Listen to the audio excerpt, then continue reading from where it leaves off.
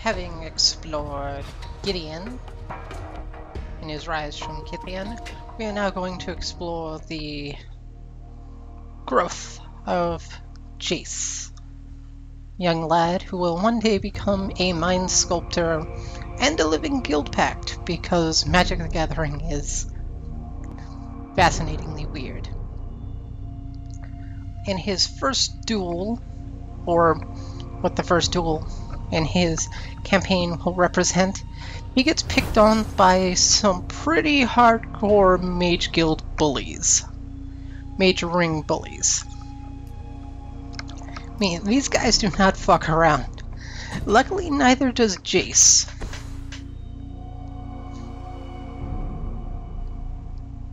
Four lands, 3 cards, and we got one unblockable that is going to be fairly helpful.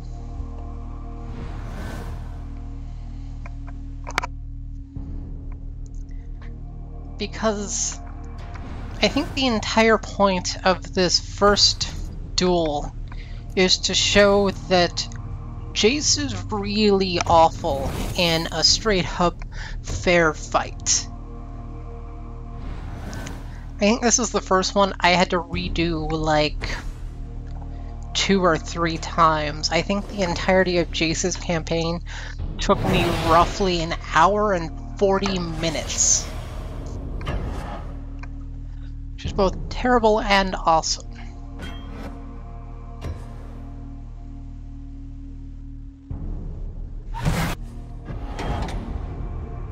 I decide to go ahead and block for mutually assured destruction,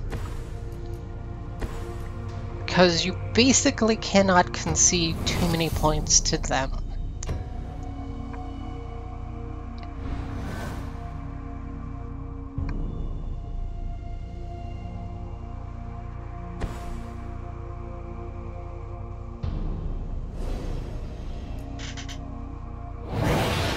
Of course, it brings in a flying creature that's going to create some problems, potentially.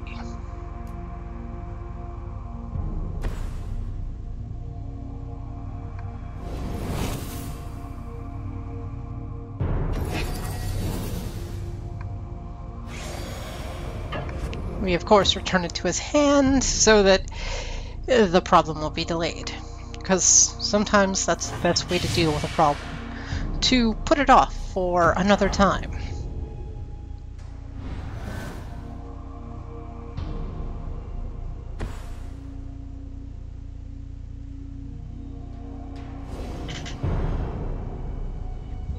But these bullies sent a fucking ogre after us.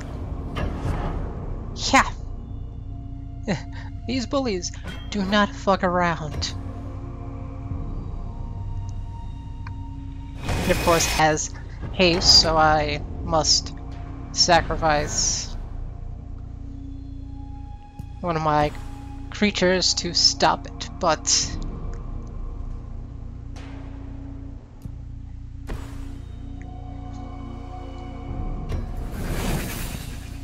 luckily Jace has ghosts and other mages on his side. Otherwise, he probably would have been thoroughly murdered by these Mage Ring sociopaths. I mean, when you're sending an ogre after a small boy, you have transcended nearly running someone over who is riding a bike with your car, and graduated to a whole new level of dickery.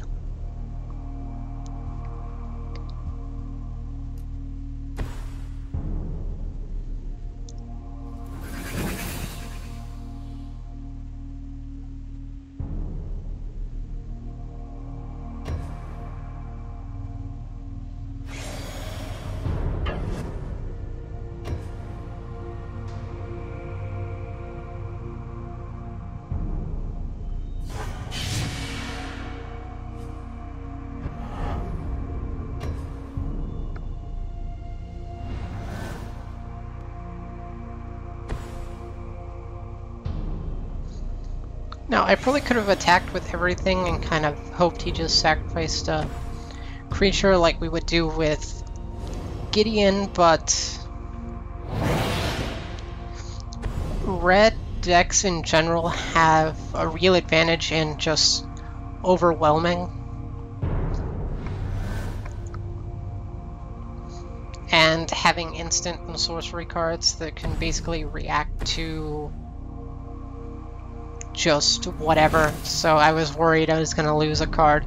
I would rather attack with the unblockable and just use the rest to defend than sacrifice a creature for no gain, or only a 2 life point gain, when I basically just have to continuously attack 7 times. Of course, this time I have the Turn the Tide to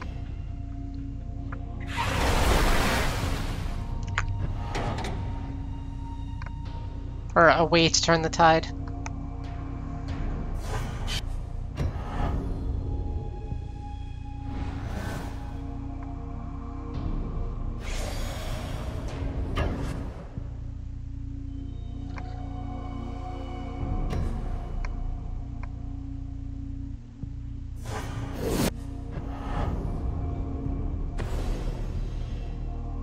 But it just sacrifices its Volcano Fist to target. And of course, when I get rid of one, another shows up. Don't you hate when that happens?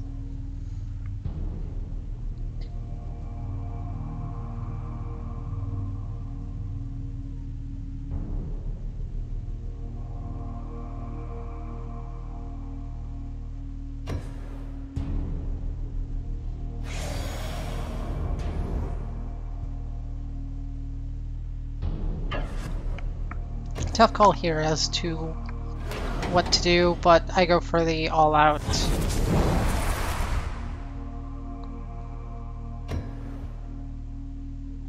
Sacrifices the Volcano Fist, but just targets my life points, and I don't know why.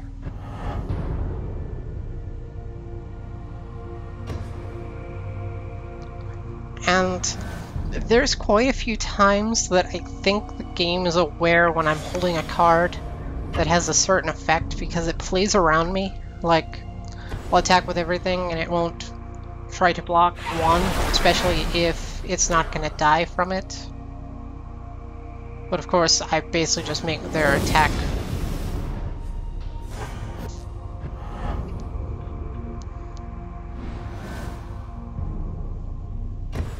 reduce so that I don't immediately die. But they've used all their mana and they have nothing to block with, so that's the final blow.